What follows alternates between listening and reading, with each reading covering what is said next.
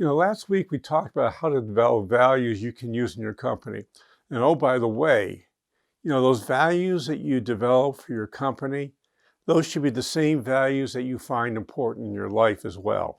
Because, the truth is your business and your personal life really aren't two separate things. They need to be integrated, and understanding what your values are is a really good way to do that. Now, this week, we're going to talk about how you implement and use the values you developed. After all, without an implementation strategy, you've just wasted a bunch of time developing strategies and values and identifying, which is nice to do. But the truth is, if we can't use them, what's the use of doing all this work? So let's jump right in and get started.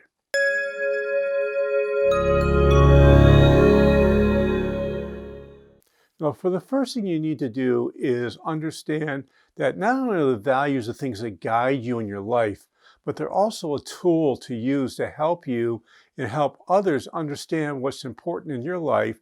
And if you want to work in the company that you own, why those values need to be important for them also.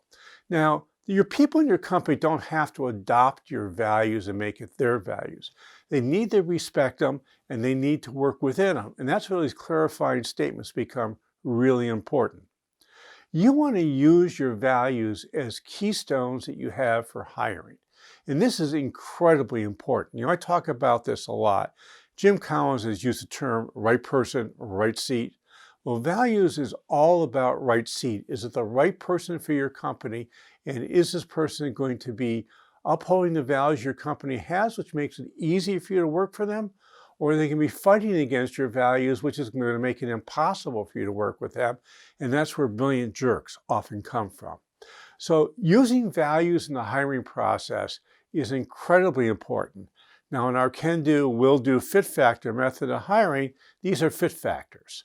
These are the things that are the same 5 things, 3 to 5 things that are true for every single person you hire in your company.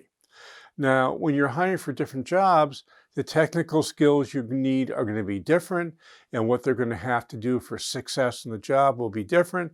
So you're going to do that for each job.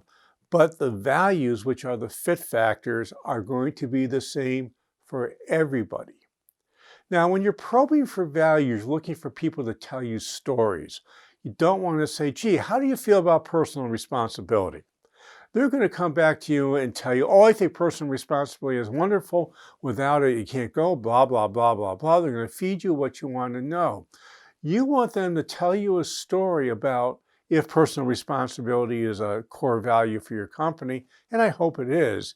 But if you have personal responsibility as a core value, and they tell you about it was somebody else's fault in their story, or they justify how they did stuff, that's not someone who is likely going to exhibit personal responsibility in your company. If, in fact, they said, gee, if I had done this differently, we might have had a different result. That's the type of person you want if one of your core values is personal responsibility. If you don't really pay a lot of attention to this, and I've talked about this lots and lots, you might have yourself a brilliant jerk on your hands. That's somebody who is technically incredibly competent, does a great job, but drives everybody in the company absolutely out of their minds and exhibits little to few of your core values in the way they interact with others and even themselves. So you don't want that type of person in your company, and that's why having really specific values is unbelievably important. You want to use your values to evaluate actions your company takes. If you say simplification is a core value of our company, which it is for us, we take the complicated and make it simple. And then if I start taking simple things and making complicated by overcomplicating, no one's going to believe it's a core value for you. So walking your talk is really important. When you talk about values, your stakeholders are going to hold your feet to the fire. If you say, for example, we're a learning organization, and that's a core value from you, and you say, oh, we're a learning organization, but the truth is you're not a learning organization. When someone makes a mistake, you assassinate them. You're not a learning organization. You're a killing organization. And you need to be honest and look, if you want to have learning organization be a core value, then what you need to do is you need to say it's an aspirational value. Here are the steps that we're going to be taking to make it into a core value. It's really fun to use values to improve the performance of your people, because what this allows you to do, it allows you to focus on the positive and keep moving that forward. I'm a huge fan of what we call appreciative inquiry, and using your values along with appreciative inquiry, where we focus on what's working, really will help you get to where you want to go faster, quicker, with better results.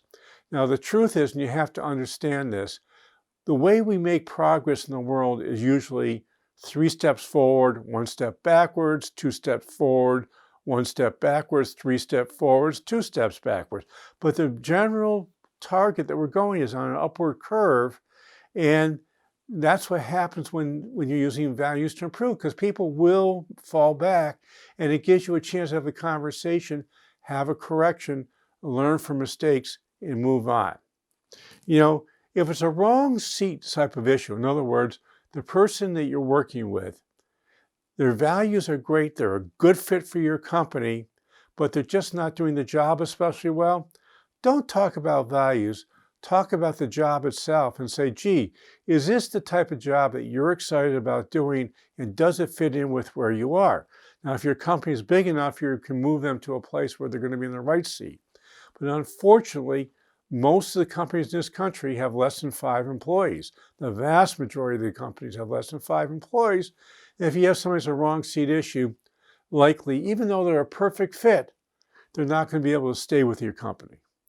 If it's a wrong person issue, meaning an action is not consistent with your values, you can talk about it. So when you get a person who is in the right seat, but they're just not exhibiting the values that you have, which are core and important, you talk about what the values are, specifically where the change is, and what you need to do about this.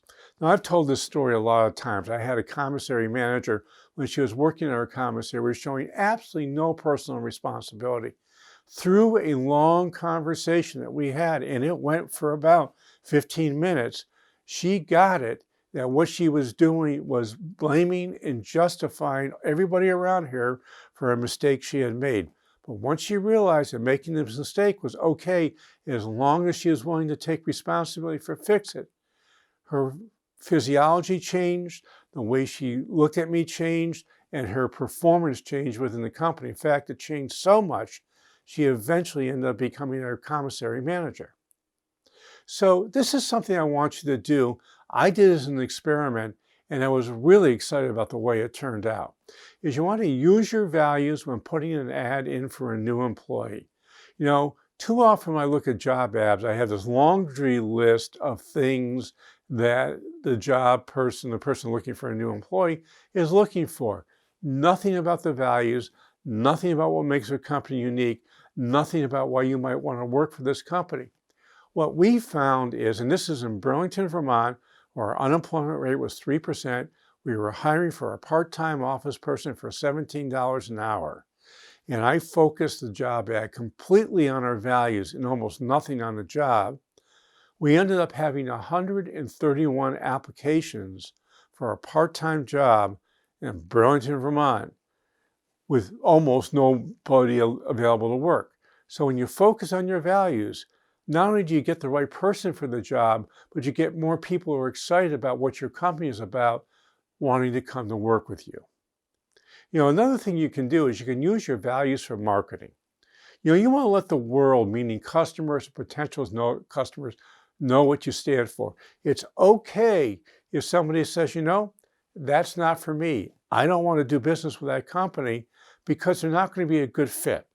And when you have customers that aren't a good fit, they become a real challenge to work with, because you spend way more time and way more effort trying to get them to like you than the customers who naturally like you and go into your world. You're going to make your life a lot easier when you sit there and you articulate your values for the world to know. And if it's right for somebody, they're going to raise their hand and say, you're exactly what I've been looking for. And if you're wrong for somebody, it's best to know that early on in the relationship. So there are some of the ways I think you can use values in your company, not only to make your company better, but also to make it more profitable. So what are some ways you can use values in your company? Why don't you let me know what they are in the comments below? And while you're at it, download our free ebook on hiring for unique abilities.